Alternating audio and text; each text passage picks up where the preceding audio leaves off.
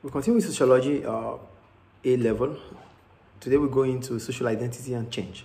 So for identity itself, identity simply means who we think we are and what people call us. So what we want people to call us or what we think we are.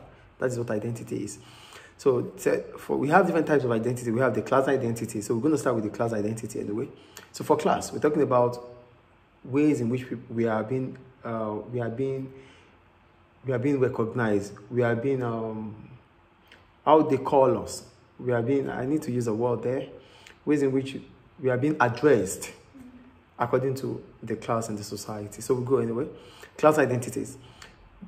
Social class can be difficult to define, but Compton in 2003 suggests that occupation is a good general measure that can allow us to define simple class groupings, such as working, middle, and upper class.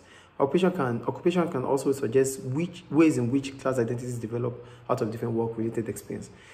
So, for occupation is any productive activity which a person engages permanently to save his productivity time. That is what occupation is.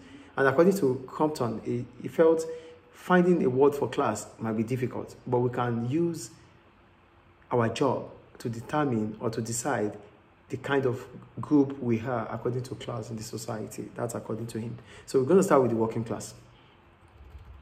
For the working class, traditional working class identities are fixed or centered around manual work and manufacturing industry. A further dimension to class identity came from the largely urban and also closed communities within which traditional working class lived. Here, people of a similar class occupation and general social outlook had their cultural beliefs continually reinforced through personal experience and socialization. The working class self could be contrasted with the middle upper class order. In such circumstances, class identity was built not just around what people were or believed themselves to be, but also around what they were not. More recently, however, Compton has suggested changes to the nature of work. But before we go into Compton's suggestion, identity is not just what you think you are. It is also what you think you are not. So you are identifying yourself not to be a certain person, not to be a certain group. So that is what we are talking about here. So class identity, it does not simply talk about the kind of class you are, either the working class or the upper class or the middle class, but also telling us to understand that you don't belong to that class. So that is what Compton is saying. So Compton suggested that we have a decline in traditional manufacturing industries, a rise of services industries such as banking, computing, and a range of lesser status service jobs. So these changes has brought about movement in the class ladder because things have started changing. Before now, there was industrialization. After now, there's the decline in industrialization, going to services. So a lot of people do not manufacture anymore. They go into service. And as soon as you go into service, it might simply change your outlook, who you are in the society. So this had led to the emergence of new working class, which I just said now. It changes our outlook as who we are supposed to be called. The creation of a comfortable home and family life rather than an end in itself. So the service sector it's more advanced and it gives you more income than the manufacturing. So that's why in all developed economy, they talk most of this, in all developed society, let me not use economy here. In all developed society, what they do mostly is services. Because in services, you pay more, you get more. And that will shift you, will move you up the ladder. So that's the point they are making here. So because the service sector is coming in, so people now have more money to spend to themselves. So they are able to create a comfortable life for themselves that change their outlook. So that's for the working class. So the working class has changed over time because there's movement there is decline in manufacturing and there is, emergence of the service sector. So that is about the working class. Is it clear? Good. Then we go to the middle class. So the middle class identities are constructed around a range of occupational identities. These include professionals like teachers, doctors, lawyers, high level of educational achievement with personal autonomy, freedom of action, and decision making. So managers involved, for professionals, I just talked about them, For managers, they involved in the day-to-day running of private and public companies as identity. An identity book suggests that combines career progression, decision making, power and control over others, and the organization of work routines. So the middle class, they are above the working class. Here, these are people that are professionals. They have autonomy. They can make decisions about their life without really relying on the capitalist. Then another example is the manager. When we talk about managers, these are people that decide, that make decisions about the day-to-day running of a business. So there are also some top people in the organization, in the industry, or in the society.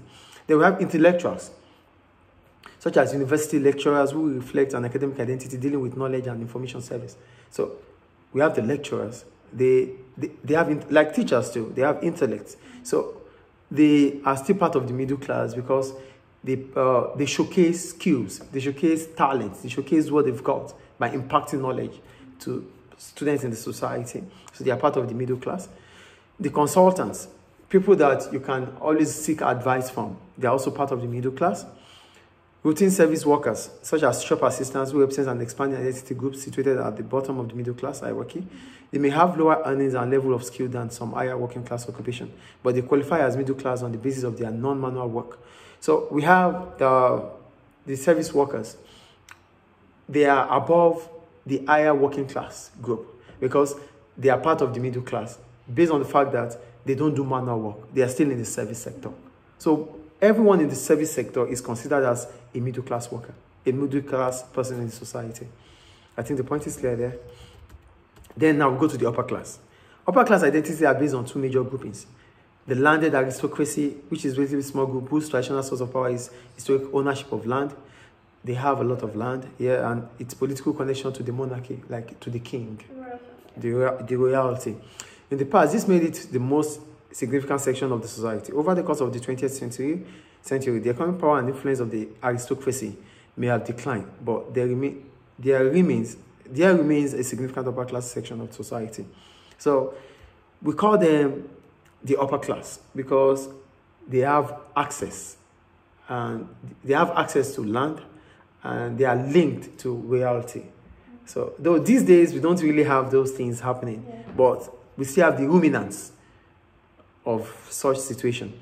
Then we have the business elites, which represents a major section of the upper class. One characterized by great income and wealth based on ownership of significant national, international, and global companies. So for the elites, well, they have large businesses. So, and that means they have economic power. So they have wealth.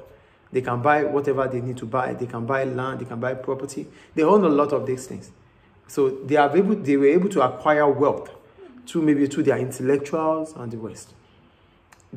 It's not ascribed to them. That means they have to work for it. So we call them elites because they do not. It's not generational. It's true. They work hard. They were able to, put together wealth based on their skills and knowledge together, or their entrepreneurial skills. So that's about the upper class. So Sev and Zeli noted that 21% of the UK's total wealth is owned by the wealthiest, 1% of its population. 7% of the nation's wealth is owned by the least wealthy 50%. So it's contrasting here, When you have few people controlling a large wealth, that is the point they are making about the UK wealth there. But in India, a similar pattern of income equality emerges. The top 10% of wage earners earn 12 times more than the bottom 10%. So 42% of India's 1.2 billion population live on around $1.25 dollar per day. Well, $1.2 per day, I think. I think I would consider that as still relative poverty, not absolute. It's relative poverty because $1 per day is not bad though. It's not. When we talk about, it's not bad, yeah? It's bad. No, what's the dollar rate? That's 8 dinars. No, you have to compare the dollar rate with the currency. Oh. So that's what you need to think about. It's probably $1.25 in Indian currency. So that's the point. So we wouldn't say it is poverty. We could call it relative poverty, which means certain individuals still are better than others. Okay. So that's what the point is there. So, but all in all, there's income inequality in UK than in India. Do you get the point? The wealth, the gap between the rich and the poor in UK is larger than the gap between the rich and the poor in India. That's the point I'm making there. I think it's clear. Is it clear, please? So on the global scale, David know that the world's richest 1% own 40% of the total global wealth. Of this 1%, 60% live in just 2 countries, the US and Japan. Whoa. I think class is clear. So basically what we talk about working class people. Working class are those in the society that does manual work. Yeah. Then we have the middle class, who are those that work, that do services. And then elites. And the elites, which are the upper class. Yeah. We have the elites, which are the upper class, and we have those that are in the royal family, or the aristocrats, who are also part of the upper class. Yeah. So the aristocrats, they earn, they are living, they have their wealth through generation from, maybe they were able to, what do we call it? Inherit land, and they are part of the royal family. And part of the royal family owns the land anyway. Yeah. Then the elites, who are these people? These are people that have intellectual. They are intellectuals. They've gathered their wealth through, skills and knowledge. I think it's clear. So any question about class? Done. So that is class identity.